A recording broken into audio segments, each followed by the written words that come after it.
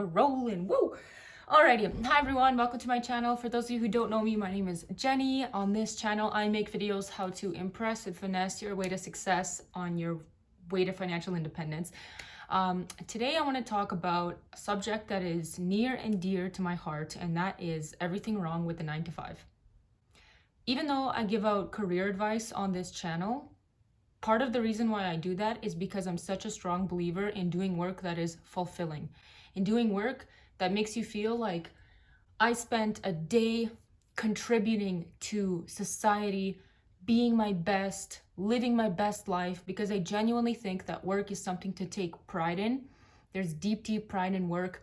And I believe that it should be fulfilling. That is the only way that your journey to financial independence is not going to be absolutely miserable. And with this belief in mind, I really think that the 9 to 5 system is inherently flawed for several reasons, of which I will talk about today. This video was inspired by a video that I listened to last week called Financial Independence is a Huge Scam. And I'll leave the video link down below if you want to watch it. It's super interesting. In that video, the creator had mentioned that the school system and university essentially sets you up for the 9 to 5. And as somebody who spent 5 years in undergrad and then just over a year doing an online master's, I spent a lot of time in university, and I want to reflect on that a little bit because for me, university life was drastically different from the 9 to 5.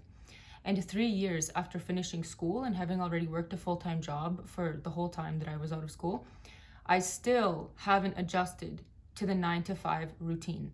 It doesn't surprise me one bit that Gen Z experiences a culture shock when they enter the workforce, because quite frankly, nobody prepares you for the reality of the 9 to 5, and it is a very difficult adjustment to make for several reasons. And I don't think that it's an adjustment worth making. In fact, out of everything that came out of the Industrial Revolution, much of which was highly positive, I do think that the 9 to 5 was one of the worst things. Okay, so the first point that I want to make is that the 9 to 5 is not really a 9 to 5. And this is obvious. This has been talked about before. A lot of companies have standardized 8 a.m. to 5 p.m. as their typical work hours. And a lot of people work through lunch. So they effectively spend 9 hours straight in one spot, in one position. And sometimes even the tasks that are given to you at a 9 to 5 blatantly to fill your time or to create the illusion of productivity. If you've read the book Bullshit Jobs, like, there are a lot of bullshit jobs. It's just a fact. There's a lot of bullshit jobs and there's a lot of tasks that are completely unnecessary and could easily be eliminated. But if they were eliminated, a lot of people would end up unemployed. That's why we have these jobs. But with that being said, the fact that it's not really a 9 to 5, if you count in the time that it takes to get ready for work, if you count in the commute, you're really not looking at a 9 to 5. You're looking at a 8 to 5. You're looking at a 7 to 5. You're looking at a 6 to 6. Okay? For people who live in major cities, the commute is insane. When I used to live in Toronto, it would take me an hour and a half to drive like less than 20 kilometers. By the time that I got home, I wanted to, I'm sorry, this isn't going to be the most classy video, but like by the time that I got home, I wanted to blow my brains out because I was thinking I could have been like in Niagara Falls by now. But instead, I'm pulling up to my garage in order to live paycheck to paycheck. That is what I'm doing with my time right now. In the grand scheme of things, obviously that's not what I was doing. In the grand scheme of things, I was building my career. I was experiencing those growing pains of being a young professional, which I think are super valuable and everybody has to go through if they want to get anywhere in life, and if they want to gain independence and really appreciate fulfilling work and appreciate bringing home money to be able to achieve a certain lifestyle, sustain a certain lifestyle, provide for their families, be happy, find fulfillment in life aside from their work. But that's the first point, is that it's not really a 9 to 5. And I really sympathize with people who have families, because I can't imagine spending so much time away from your children while they're up to God knows what, which is a nice little transition into the next point, and that is the fact that I appreciate that people need to stay occupied People need to be doing something, and I think it's valuable for people to have a routine. I do think that is very valuable. And that's why for some people, the 9 to 5 works. I've seen it manifest in my own life, in my classmates, in people that I know, that if people don't have something to do and they have too much time on their hands, they fall into crime, drug addiction, all of these things that damage the human spirit. And that's why the unemployment rate is directly related to the crime rate, aside from the survival aspect of that, that sometimes people turn to crime, unfortunately, for survival's sake. The second point that I'll make is that university does not actually condition you or prepare you for the 9 a.m. to 5 p.m. grind. I can see where that idea came from, and I can understand how the conflation of grades to paycheck might be justified. But quite frankly, I think that grades cannot be compared to a paycheck because grades are based on merit. Paychecks, for the most part, are based on time. This is why if you hand in an assignment that's significantly better than somebody else's, you're probably going to get a better grade. But if you hand in work that is significantly better than somebody else's, if your salaries are the same, yes, perhaps you can look forward to a bonus at the end of the year, or you can look forward to a promotion, which is actually exactly what I encourage on my channel. I encourage you to be ambitious and really take your career by the horns, because I believe that happiness lies in doing fulfilling work, aside from, taking care of your family and providing for those that you love.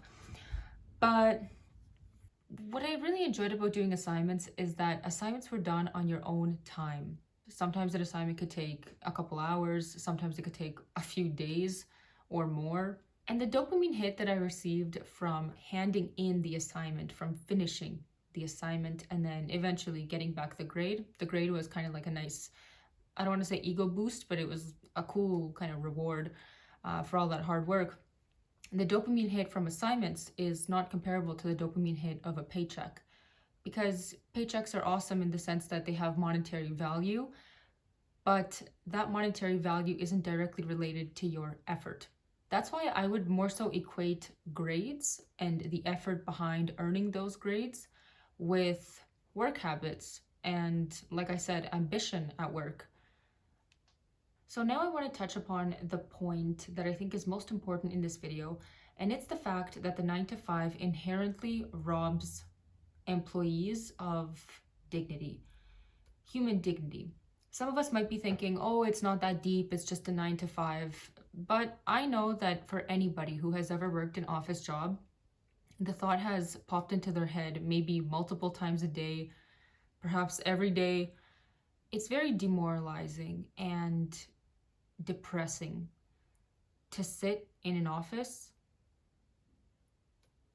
It's sad when you look outside, you see the beautiful sunshine, the clear sky, and you're stuck here.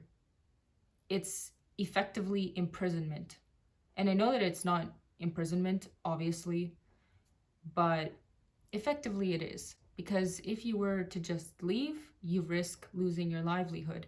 You can't leave, especially when other people rely on you. And from the fact that you can't leave at your own accord, comes the problem of a lack of work-life balance. I think balance is relative, but what I do understand and what I do believe is that health and time are the top things that we need to value. And if you can't find balance in your health because the 9 to 5 is preventing you from doing that, it sucks. It's not healthy to sit in one position for 9 hours a day. Where is the dignity in being locked indoors for the better half of a day? Where is the dignity in developing early arthritis because you're sitting in one position?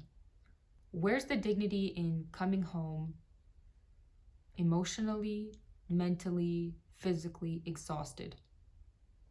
The problem is not authority. Growing up in a Russian immigrant household, I don't have a problem with following authority. when authority is experience, authority is connections, people who know better, people who I can learn from. It's actually great to work with people who you can learn from. It's awesome. But when authority is just the way it is, it's just a almost concept, like something that we have just accepted as a society, the 9 to 5. Who said that those are the most productive hours of the day? They're not. And because I can't wrap my head around why we're doing this, other than the fact that there's a small subset of the population that just can't be trusted to do anything, and therefore they have to be policed constantly in 9 to 5, I don't see any other justification for having a 9 to 5 in 2024. 2 years-ish. 2 years is the typical turnover rate for most people in this generation right now. So if companies can retain employees for more than 2 years, I think it's a win-win on both sides. But for that shift to happen, employers have to take a serious look at what strategies are going to retain this new generation of employees. What does the new generation value that perhaps old generations didn't give much thought about or accepted as the norm? For young professionals, I think that time in the office is invaluable. You have to be around people who have been through what you're going through and who you can learn from. And in person is really the best way to learn from somebody. Even to observe, we gain millions and billions of, I don't even know what the unit is, of data around us all the time in our brains. Obviously, being in the office environment, you're going to learn a lot. You're going to develop social skills, political acumen, business acumen that you are just not going to get being locked up in your house or working remotely. It also depends on what industry you're working in. I work in construction. Of course, being in person is hugely beneficial, but at the same time, there are a lot of tasks that can effectively be done remotely. Maybe not on the construction site, but in the office, absolutely. So I think we have to strike a balance between, okay, how experienced or how developed is this person? How capable are they? Can they be trusted with the privilege of flexible work? And if they can, they should be able to earn that privilege of flexible work. If we must stick to the 9 to 5 or the 8 to 5 routine, I think there's plenty of ways that employers can switch up the typical work week to make it more fun, more energetic, even improve the cohesiveness of their teams. Some alternatives could be, first of all, of course, the obvious one, a 4-day work week, coming into the office 3 times a week, maybe 4 times a week. Imagine if the lunch period was not 1 hour long, but 2 hours long, so that people had time to go take a class, for example, because 1 hour is not long enough to take a class. For example, a yoga class or a fitness class. 2 hours would give you enough time to eat, take a class, take a shower. You'd come back to work fresh as a cucumber. You would have already gotten your workout in. You could go to bed at a reasonable time because you don't have to get up early the next day to hit the gym at 5 a.m. before you make it to work at 8 a.m. You could incorporate work-life balance within the workday. If companies have money to rent a whole office complex, I guarantee that they have money to hire a personal trainer, as an example, for a lunch period. Maybe organize once a week a trip to the swimming pool for anybody who's interested. And for a couple of hours, people would have that time to enjoy themselves, physically alleviate stress, improve their health, bond with their coworkers, kind of within the work environment, but also not related to work. I think that teams would be so much stronger and people would be so much happier. On one hand, a 9 to 5 is a privilege. There's people who wish that they had a 9 to 5. But as they say, the grass is always greener on the other side. And I believe that the 9 to 5 is an outdated system that not everybody should subscribe to, especially in this new and changing world. I think that it's gradually on its way out, but considering what a stronghold it has on our society, I just don't know what major force has to happen for us to just ditch this system. It's got to be companies that make the change, and I think it's got to be employees that advocate for themselves to demand more flexible work conditions. I don't like the word demand.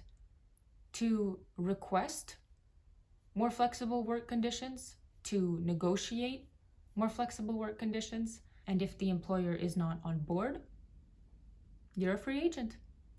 You're a free agent. Level up and get to where you want to be.